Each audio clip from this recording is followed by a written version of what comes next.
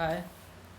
In this video, we are going to discuss two things. The first one is perfectly black body, and the second is Ferry's black body. ठीक है, तो पहले perfectly black body है क्या, तो हमने देखे है, थोड़ा सा हमें आइडिया है इसके बारे में. That is a body which absorbs the entire radiant energy incident on it. Short में बोलेंगे तो ए इक्वल्स टू वन, आर और टी क्या हो जाएगा, ज़ीरो. तीन टर्म्स है ना, उसमें से दो टर्म्स क्या होगा, zero. It is called as ideal और परफेक्ट ब्लैक बॉडी. ठीक है, आइडियल भी बोलते हैं या फिर perfect black body. This for perfect black body A equals to क्या हो जाएगा, one. Any surface that absorbs all incident energy on it and does not reflect any energy therefore appears black. Most of the time हम लोगों ने ऐसा observe किया है कि जो बॉडी क्या कर ले, पूरी एनर्जी एब्जॉर्ब कर ले, जो भी उसके ऊपर एनर्जी इंसिडेंट हो, और वो क्या कर ले, पूरी बॉडी को एब्जॉर्ब, पूरी जो भी एनर्जी उसको एब्जॉर्ब कर ले, वो कैसा भी अपीयर करता है most of the time, that appears as black. वही बचपन से माँ पेरेंट्स का जो एग्जांपल है, अरे बाहर धूप में मत जाओ, क्यों काले पड़ जाओगे करके. Same thing appears to be है. क्या, अगर कोई भी एनर्जी, कोई भी ऑब्जेक्ट क्या करेगा, पूरा एनर्जी अब्जॉर्ब कर लेगा, तो वो क्या होगा, ब्लैक. अनलेस एंड अनटिल उसका टेम्परेचर इतना ज़्यादा हो जाए, unless and until its temperature is very high to be self luminous. यहाँ पर इनडायरेक्टली किसके बारे में बात हो रही है, it is specifying about stars. तो स्टार्स वगैरह को हम लोग बोलते हैं ना सेल्फ ल्यूमिनस करके, क्यों, उनका टेम्परेचर इतना ज़्यादा रहता है तो वो लोग क्या बिहेव करने लगते हैं, सेल्फ ल्यूमिनस. बट जिनका इतना टेम्परेचर नहीं है तो वो लोग क्या करेंगे, अपीयर क्या कैसा करते हैं, ब्लैक करते हैं. ठीक है, बट प्रैक्टिकली अगर देखें तो ऐसा पॉसिबल है क्या, कोई भी ऑब्जेक्ट परफेक्टली ब्लैक बॉडी हो सकता है क्या, नहीं. 100% कोई नहीं हो सकता, but it can be near to it. यहाँ पर एग्जाम्पल्स जो दो दिए काफ़ी इंपॉर्टेंट एग्जाम्पल्स है. फर्स्ट है लैम्प ब्लैक और सेकेंड है platinum black that absorbs nearly 97% of incident radiant heat resemble a perfectly black body. 100% तो नहीं, बट 97% काफ़ी अच्छी वैल्यू है. ये जो दो है लैम्प ब्लैक और प्लैटिनम ब्लैक क्या करते हैं, एब्जॉर्ब करते हैं 97% तक, तो near to black, perfectly black body हम इसे बोल सकते हैं. ठीक है, तो परफेक्टली ब्लैक बॉडी जब मैं बोल रहा हूँ, consider two objects which are opaque to thermal radiation. Opaque मतलब कौन सा मटेरियल, अथर्मिनस, जिसमें क्या होगा, ट्रांसपेरेंट, कुछ भी नहीं होने वाला है. T equals to zero. ठीक है, having the same temperature and same surface area. The surface of one object is well polished and the surface of other object is painted black. ठीक है, एक एग्जांपल कंसीडर कर लिए हम लोगों ने. ओपेक है जिसमें ट्रांसमिशन कुछ नहीं होने वाला है, सेम टेम्परेचर है, सेम सरफेस एरिया है, बट एक को क्या करें हम लोगों ने, ऑब्जेक्ट को वेल पॉलिश किया है, और and the surface of other object को क्या किया, पेंट ब्लैक किया है. ठीक है, the well polished object reflects most of the energy falling on it and absorbs little. Simple सी चीज़ें, पॉलिश जो है तो क्या करना, चमकता है बेसिकली. क्यों चमक रहा है वो, क्योंकि उसके ऊपर जो भी लाइट या फिर एनर्जी फॉल हो रही है वो क्या कर दे रहा है, रिफ्लेक्ट कर ले रहा है और एब्जॉर्ब काफ़ी कम कर रहा है. ट्रांसमिशन की तो बात ही नहीं है क्योंकि हम लोगों ने ओपेक कंसिडर कर लिया. ऑन द अदर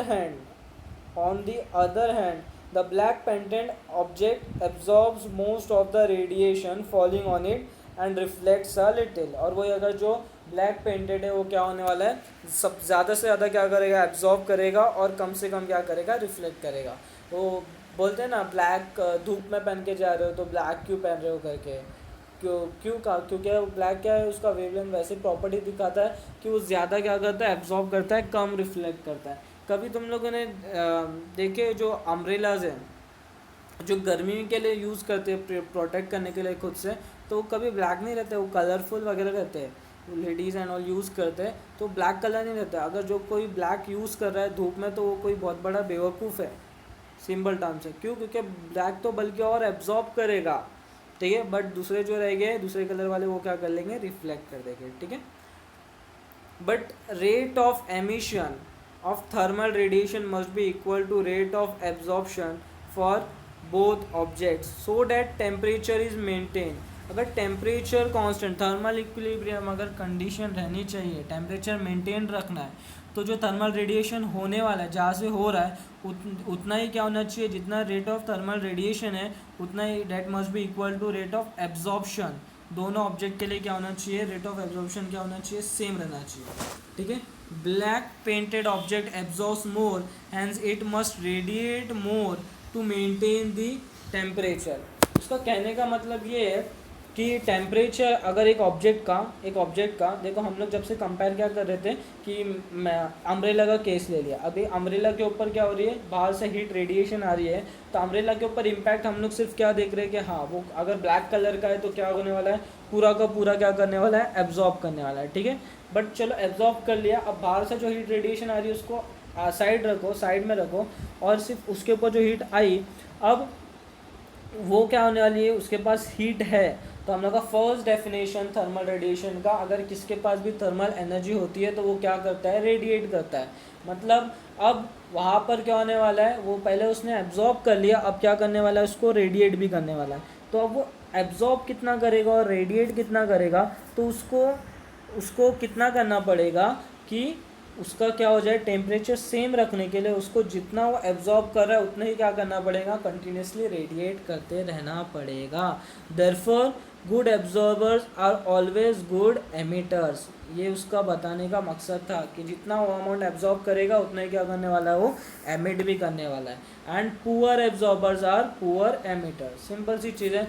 यहाँ पर हम लोग को 4 टर्म समझने को मिला है, जब से हम लोग 3 टर्म्स देखे, एक एब्जॉर्प्शन, एक रिफ्लेक्शन और एक ट्रांसमिशन. यहाँ पर हम लोग ने एमिशन भी एक वर्ड सीख लिया है कि जब हीट एब्जॉर्ब हो जाएंगी उसके बाद वो क्या करने वाला है, सेम टाइम पर एमिशन भी दिखाएगा, एमिट भी करने वाला है. ठीक है. Since objects must be either absorb or reflect the radiation of incident on it, a poor absorber should be a good reflector and vice versa. Of course अगर एब्जॉर्बर है, पुअर एब्जॉर्बर है, तो फिर उसको गुड रिफ्लेक्टर होना ज़रूरी है. ठीक है. Hence a good reflector is also a poor emitter. तो जो रिफ्लेक्टर है वो एब्जॉर्ब नहीं कर पा रहा है तो क्या करे, बातों में घुमाया है. बेसिकली 3 चीज़ों के बारे में बोल रहा है. पहला क्या बोला उसने, अगर गुड एब्जॉर्बर है तो गुड एमिटर रहेगा, अगर बैड एब्जॉर्बर है तो बैड एमिटर रहेगा, और ऑफकोर्स अगर बैड एब्जॉर्बर है तो गुड रिफ्लेक्टर हो गया ना. फिर वो टर्म्स को समझो, इधर उधर खाली बस घुमा रहा हो. तो गुड रिफ्लेक्टर है बेसिकली, तो क्या हो गया, पुअर एमिटर हो गया. ठीक है. This is the reason for silvering the walls of vacuum bottles और थर्मो फ्लास्क. इतने शाइनिंग क्यों रहते हैं वैक्यूम बॉटल्स या फिर थर्मास जो हम लोग देखते हैं, वो क्यों, बेसिकली वो क्या कर सके, गुड रिफ्लेक्टर जैसा क्या कर सके, वो बिहेव कर सके. ठीक है. एक प्रैक्टिकल एग्जाम्पल लिए for the study of radiation, a simple arrangement illustrated which was designed by Fery, therefore it is known as perfectly which can be used as perfect black body. तो Fery's black body ने practically क्या किया है, fairies ने, एक scientist ने क्या किया, ट्राई किया है परफेक्ट ब्लैक बॉडी बनाने को. तो उसका basic structure you can see here, ऐसा कुछ तो दिखता है. ठीक है. देखते हैं फेरिस ब्लैक बॉडी में क्या है बेसिकली. तो it consist of a doubled walled hollow sphere having tiny hole or aperture through which radiant heat can enter. ठीक है. Through which radiant heat can enter. The space between the walls is evacuated and outer surface of sphere is silvered. The inner surface is coated with lamp black. Lamp black अभी देखे हम लोगों ने थोड़ी देर पहले. There is a conical projection on the inner surface of sphere opposite to the aperture. The projection ensures that a ray traveling along the axis of aperture is not incident normally on this surface and is therefore not reflected black along the path. पहले इतनी चीज़ का मतलब समझ लेते, क्या बोलने को try कर रहे हैं. स्ट्रक्चर पहले तो उसने बताया कि कैसा है, मालूम क्या स्ट्रक्चर. तो बॉलिंग किए रहेंगे, कभी देखे रहेंगे तो मेटल का बॉल जैसा बड़ा सा रहता है ना, उसमें 3 होल्स रहते हैं पकड़ के, ऐसा वो क्या बोलते हैं, गिराना रहता है 8 बॉल. ठीक है चलो. तो वैसा स्ट्रक्चर एक हॉलो है समझो. ठीक है. और 2 लेयर्ड है, 2 लेयर दिख रहा है, डबल वॉल दिख रहा है, डबल वॉल्ड है, उसके अंदर क्या किया, एपेरेचर बनाया, एपेरेचर दिख रहा है, होल जैसा स्ट्रक्चर है यहाँ पर एपेरेचर।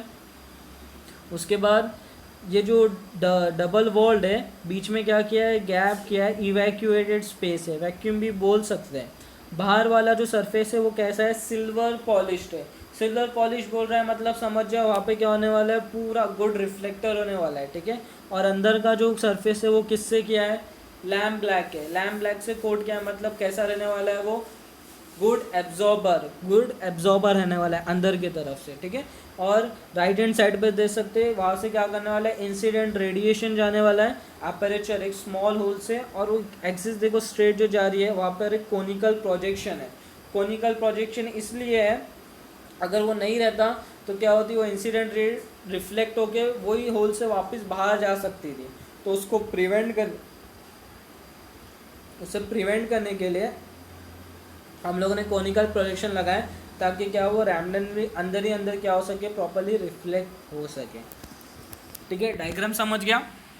अब इस पे वर्क कैसा होगा वो देखते हैं हम लोग।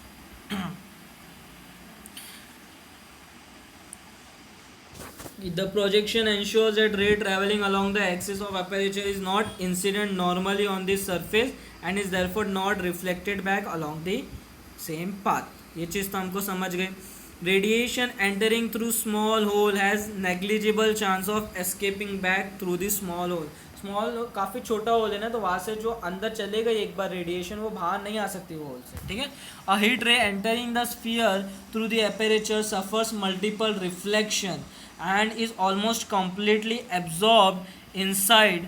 Thus, the aperture behaves like a perfectly black body. In similar construction, Wien used a cylindrical body with a vertical slit as aperture and gives greater effective area of perfectly black body. क्या बोल रहा है वो, यहाँ से incident ray अगर अंदर गई तो वो क्या होने वाली है, ज़्यादा से ज़्यादा रिफ्लेक्ट होगी। चलो रिफ्लेक्शन हो भी गया, बट अंदर ही है ना, एक रिफ्लेक्शन हुआ, लैम्प ब्लैक सरफेस था, उसकी वजह से एब्जॉर्प्शन हुआ, फिर दूसरा रिफ्लेक्शन पे और एब्जॉर्प्शन, तीसरे रिफ्लेक्शन पे, ऐसा होते होते जितनी भी रेडिएशन मैंने बाहर से प्रोवाइड किया वो क्या हो गई, पूरी क्या हो गई, अंदर एब्जॉर्ब हो गई। तो पूरी अगर एब्जॉर्ब हो जा रही है तो कैसा बिहेव करता है, बेसिकली परफेक्टली ब्लैक बॉडी। यहाँ पर उसने सेकेंड एग्जाम्पल, हम लोग स्फीयर की जगह क्या ले सकते हैं, सिलेंड्रिकल स्ट्रक्चर ले सकते हैं, सेम कंस्ट्रक्शन वगैरह प्रोवाइड करके हमें क्या मिलेगा, ज़्यादा इफेक्टिव परफेक्टली ब्लैक बॉडी मिलेगा। ये किसने स्पेसिफाई किया था, वेन करके था साइंटिस्ट, उसने प्रोवाइड किया था। Similar working can be achieved using a cavity radiator and that consist of a block of material with internal cavity. The inner and outer surface are connected by a small hole. The radiation falling on the block that enters through the hole cannot escape back from it. Hence, the cavity acts as black body. Same structure लेके cavity radiator structure है, ठीक, simple cylindrical जो है वैसा ही समझो। उसके अंदर क्या होगा, हम लोग चाहते क्या है कि अंदर ही इंटरनल रिफ्लेक्शन हो चलेगा और क्या हो जाए, पूरा एब्जॉर्प्शन हो जाए और बाहर कोई भी क्या हो सके, एस्केप ना हो, ठीक है। The block is heated to high temperature. Thermal radiation is emitted. This is called cavity radiation and resembles the radiation emitted by black body. ये जो कैविटी हम लोगों ने स्ट्रक्चर लिया है उसके अंदर अगर हीट कर रहे हैं तो हमें क्या मिलेगा, कैविटी रेडिएशन मिलेगा और वो क्या होगा, रिसेंबल करेगा ब्लैक बॉडी से, ठीक है। its nature depends only on the temperature of cavity walls and not on the shape and size of the cavity of material of cavity walls. ये पूरा किस पे डिपेंड करने वाला है, टेम्परेचर ऑफ कैविटी वॉल्स पे, ठीक है। In kinetic theory of gases we discuss the theory, properties and various phenomena of ideal gas rather than dealing with real gases. Similarly, it is convenient to work with ideal black body. इधर उसने relate किया है, हमको relation दिया kinetic theory of gases. जब हम लोगों ने स्टडी किया तो हम लोग रियल गैसेस पे डायरेक्टली स्टडी नहीं कर पा रहे थे, तो हम लोगों ने आइडियल गैसेस के ऊपर स्टडी किया, उसके ऊपर रिलेशंस निकाले और उसको कंपेयर करते हुए हम लोग ने रियल गैसेस को स्टडी किया। सिमिलरली हम लोग डायरेक्टली कोई बॉडी के ऊपर स्टडी नहीं कर सकते, इसलिए हम लोग ने आइडियल ब्लैक बॉडी लिया है, उससे रिलेटेड टर्म्स निकाले, रिलेशंस निकाले और फिर उसके कंपैरिजन में दूसरे बॉडीज़ के ऊपर हम लोग स्टडी करने वाले हैं, ठीक है, चलेगा। ये पूरे जो है नोट्स प्रिपेयर करना है खुद से, परफेक्टली ब्लैक बॉडी और फेरिस ब्लैक बॉडी के ऊपर तुमको विद डायग्राम, ठीक है।